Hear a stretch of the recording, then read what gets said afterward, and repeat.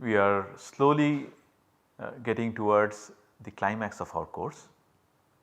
We have talked about homonuclear diatomics, heteronuclear diatomics. We have discussed how MOT can nicely explain why carbon monoxide behaves as a strong sigma donor through carbon atom and a good pi acceptor through the same carbon atom. Now what we want to do is we want to venture into polyatomic molecules. So today and for the rest of this course we are going to discuss molecular orbital theory for polyatomic molecules. And today we will discuss the case of only one molecule, the favorite molecule of all chemists, methane, right, very nice tetrahedral molecule. We have already discussed the valence bond approach towards understanding a molecule like this. Let us see how different MOT is. Does it give us the same result? Does it give us some new information? What happens? So, the motivation for doing this of course is that polyatomic molecules have a particular kind of geometry, and this geometry is explained very nicely in valence bond theory by the use of hybrid orbitals. Okay. Now, it is not as if you cannot set up molecular orbital theory for polyatomic molecules using hybrid orbitals. One might be tempted to do so because then the geometry is retained. The problem is hybrid orbitals are associated with localization.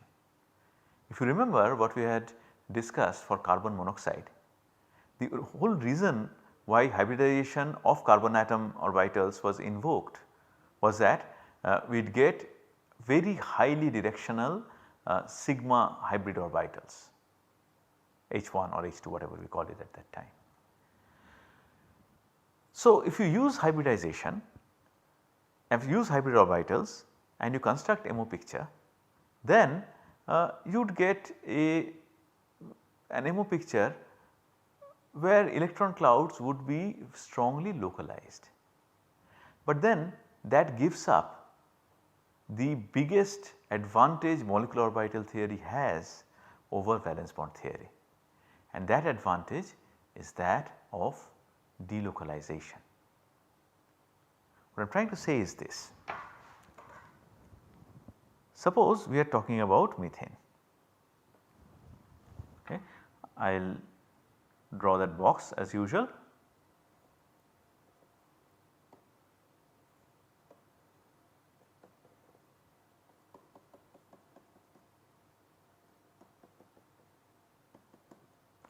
How do we draw it? I do not remember exactly how I have drawn it later on, but I will just draw it like this. Put one dot here, leave aside the next two vertices, put another dot in the next, again leave aside the other vertices. So, where will I go? I will go here and here. Okay. So, of course, these are the 1s orbitals, let us say P, Q, R, S, these are hydrogen atoms, or we can say that they are the 1s orbitals. What do I do? Where is carbon atom? At the body center, somewhere here. So, I can take an sp3 hybrid orbital here, say pointing towards P. Then when I draw the MO, I will call it psi P, that will be some C1 multiplied by psi 1s of P plus C2 of H1, I will call this H1. Similarly, you can write psi q will be equal to some C3 into psi 1s of q plus C4 into H2, where H2 would be the hybrid orbital pointing towards your q. So, this way I can write 4 molecular orbitals, that would be the localized MOT for methane. If that is the case, what kind of energy diagram would I get? Sorry, I should have actually made a slide where I would have shown all this, for whatever reason I forgot. But let me, please bear with me, this is the we can draw this energy diagram without much fuss. Let us say this is your carbon 2s and 2p, and we have generated 4 equivalent sp3 hybrid orbitals. So, that is 3, 4, and let us say hydrogen atom 1s wave function has energy somewhere here. So, what I am saying is if this is the case, I should draw 4, 1, 2, 3, 4, because there are 4 hydrogen atoms, right, PQRS. So, the simple localized MOT would give me a picture like this. I have 4 degenerate molecular orbitals, well 4 degenerate bonding molecular orbitals, 4 degenerate anti-bonding molecular orbitals. The bonding ones would be all doubly occupied. And if this is the case, if I look at ionization energy of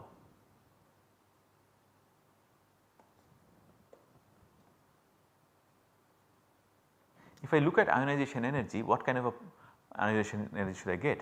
Only one value of ionization energy. So, now let me talk a little bit about photo ionization, okay. Photoelectron spectrum. What is photoelectron spectrum?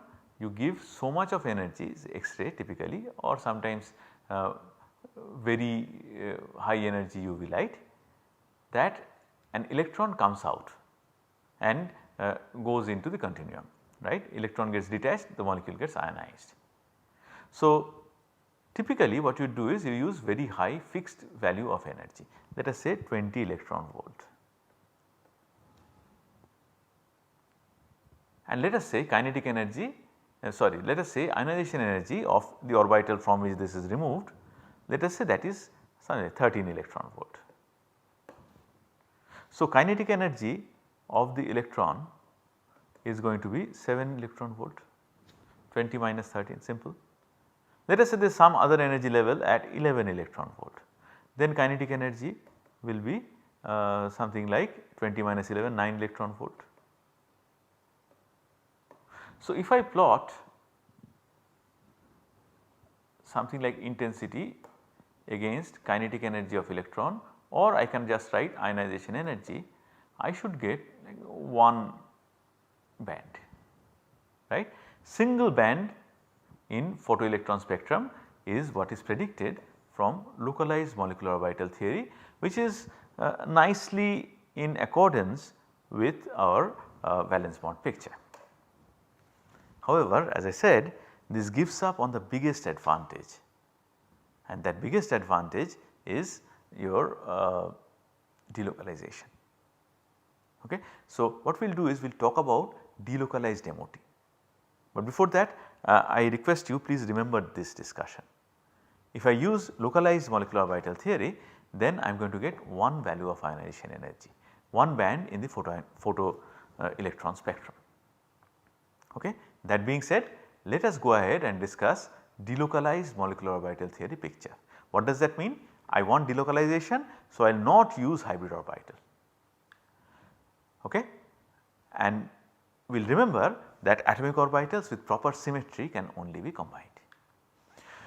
So, now see carbon atom, central carbon atom has 2 orbitals that are relevant in our discussion, 2s and 2p, 2s and 2p, right.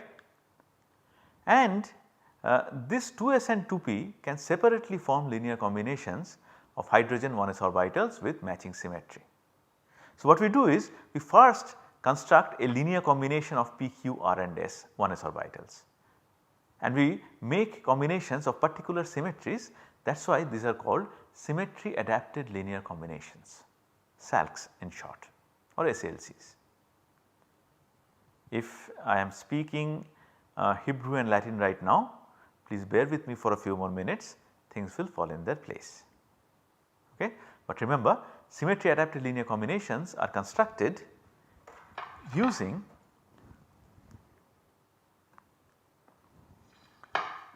the atomic orbitals of the pendant atoms. Carbon is central atom, and these hydrogen atoms are sort of hanging or are suspended from carbon, they are called the pendant atoms. Okay. You have to perform symmetry adapted linear combinations of pendant atom wave functions orbitals that have the matching symmetry with 2s orbital and then later on 2p orbital. What would the matching symmetry be? In this case, if we take p plus q plus r plus s, okay, I am calling it psi h s, psi 1s of p plus psi 1s of q plus psi 1s of r plus psi 1s of s. That has matching symmetry, is not it? So, if I take linear combinations like this, C1 multiplied by psi 2s plus minus C2 multiplied by this psi hs. What do I get? When the sign is plus, then I get bonding orbital, bonding molecular orbital. When the sign is minus, then what happens? This one is plus,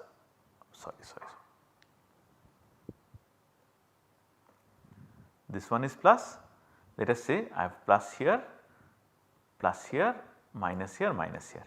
Then for this part of the MO you are going to get bonding, for this part of the MO you are going to get anti-bonding. So, it is a non-bonding situation, or if one is plus 3 are minus, same thing will happen. So, I hope now you understand what the meaning of symmetry matching is. Symmetry of the linear combination of atomic orbitals or symmetry of the salks have to be the same as the symmetry of the atomic orbital of the central atom. So, for 2s orbital, the salk that has compatible symmetry is just plus plus plus plus psi 1s p plus psi 1s q plus psi 1s r plus psi 1s s. What about p orbital? Which linear combination of hydrogen orbitals will have matching symmetry with p orbital? Remember, here this lobe is plus and this lobe is minus, sign of wave function.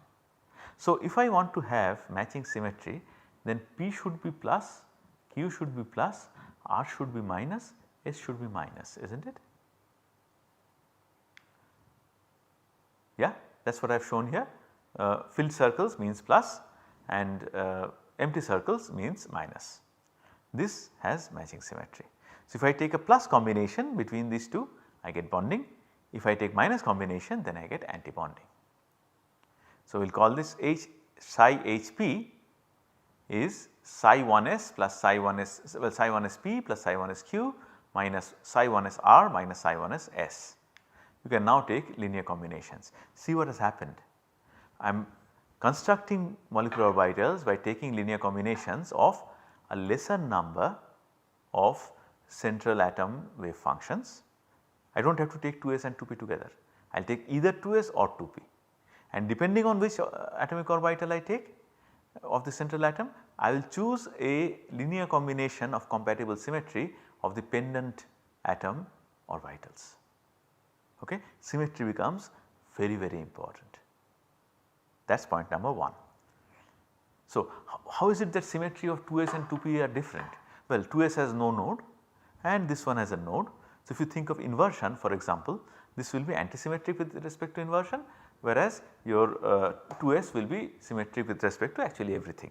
So, 2s orbital is totally symmetric, meaning no matter which symmetry operation you use, its sign does not change, it remains the same. Whereas by using some symmetry operations, well, there is no center of inversion actually in case of a tetrahedron, but we do have C2s, right. So, now think of this C2.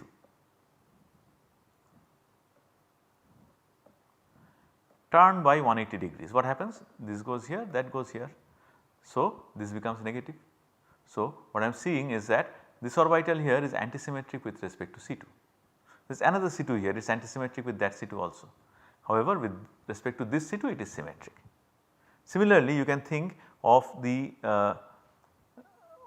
planes. This for example is a plane, but I will show this plane, this is better. Is this a plane of symmetry? Yes, it is. Might as well erase the other one just to ensure that I do not confuse you. There is everything else actually. You see the plane. So, with respect to this plane, what happens to this linear combination PQRS. Q goes to S and P and R remain in the same position. So, it changes. So, there will be symmetry operations which will change the sign of this linear combination. So, it will be symmetric with respect to some, it will be antisymmetric with respect to some. So, behavior in response to symmetry operations is not the same for 2s and 2p orbitals, they have different symmetries, point number 1. Point number 2, I have only drawn, let us say, the pz orbital. If I draw px, for example, if I draw px like this, let us say this is x. Then which linear combination of pendant atom wave functions will have matching symmetry? It will be, well, this is plus, that is minus. So, P and R have to be have negative coefficients, Q and S have to have positive coefficients. So, that will be minus P plus Q minus R plus S. This kind of linear combination will be required. Similarly, you can work out what it will be for Pz. Now, all these linear combinations are different from each other, but they have the same symmetry.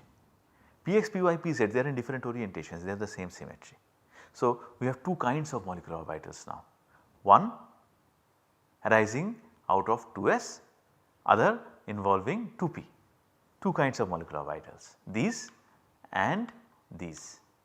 Okay. They have different symmetries, and remember this kind of orbitals is threefold, there are 3 MOs of the same symmetry. Will they have the same energy? Actually no, because there is no node here, there is a node here. So, what we expect now is that we should have two groups of molecular orbitals, very different from what we were expecting from localized MOT treatment. We now expect that there will be two groups of molecular orbital, there will be a group of 1 arising out of 2s, there will be a group of 3 involving the Px, Py, Pz orbitals of the central carbon atom. Will they have same energy? No, because remember more nodes translates into more energy. So, now we have this interesting situation, this one I have drawn, so I do not have to draw by hand. We have 2s orbital and 2p orbitals of carbon atom, we have 4 1s orbitals of hydrogen atom. They combine, but this time we do not hybridize the carbon atom orbitals. Rather, we take an appropriate linear combinations, we have 4 linear combinations from here also, right, P plus Q plus R plus S, P minus Q minus R minus S, P plus Q minus R minus S, and I have forgotten what I said. So, you work out what the fourth one will be. So, I get 4 degenerate alks here instead of the 4 1s orbitals. So, the first one gives me the sigma bonding molecular orbital with 2s, that we call it sigma 2s. Correspondingly, there will be an anti-bonding sigma 2s star orbital, and there will be 3 degenerate 2p orbitals, 3 degenerate 2p star orbitals. Different picture is obtained from delocalized MOT approach to methane from what we got from the localized MOT approach. First, let us fill in the electrons 2, 4, 6, 8. How many ionization energies will be there? 2, right. So, I should have 2 kinds of ionization energy, because ionization energy means, let us see if I can draw a straight line now. Let us say this is the continuum, this will be one ionization energy, this will be another ionization energy, which is more obviously this. So, sigma 2s orbital is associated with an ionization energy that is greater than ionization energy of sigma 2p. Point number 1. Point number 2 is that the population of sigma 2p is thrice that of population of sigma 2s. So, in photoelectron spectrum, the band corresponding to sigma 2p, which means the lower energy, lower ionization energy band, that should be 3 times as intense as the band arising from sigma 2s, that is the higher ionization energy band. Now is a moment of truth. I will show you the photoelectron spectrum and you can judge for yourself which picture is correct. Localized MOT picture where we expect one kind of ionization energy, or delocalized MOT picture where we expect first of all two kinds of ionization energies, and secondly the band corresponding to the lower ionization energy should be 3 times strong as that of the higher ionization energy. The answer to that, remember Max Planck, experimental results are the only truth. Here is the truth. You see, lower ionization energy has a larger band, higher ionization energy has a lower band. Well, even before saying that, I should have said that there are 2 bands, meaning 2 ionization energies. So, the delocalized MOT picture gives me the correct result, localized MOT picture does not. I had better erase this so that it does not cover up what I have written later. That would be enough.